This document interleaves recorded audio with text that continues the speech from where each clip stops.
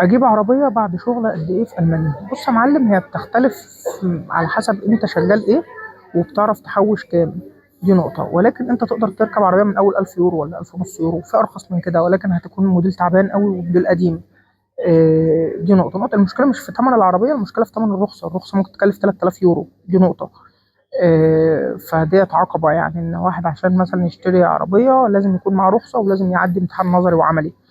يعني استخراج الرخصة ممكن يكلف وقت مثلا 6 شهور لو انت بتعرفش تسوق. محاضرات عملي ونظري والكلام ده كله. وبرضه زي ما قلت لك التكاليف غالية. اما كون العربية نفسها تركب عربية بعد قد ايه؟ قلت لك على حسب شغلك عادي خالص.